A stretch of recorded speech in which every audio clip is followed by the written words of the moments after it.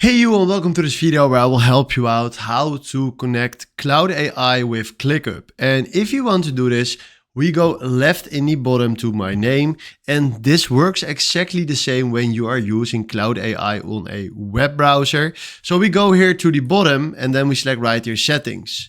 Then right here we go to connectors and then we select right here browse connectors.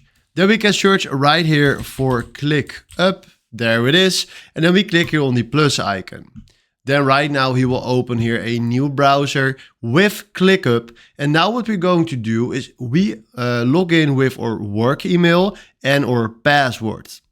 I need to be honest because I'm not using ClickUp. So now the part for you starts because you just need to log in, give access to Cloud AI, and then you can use it right here.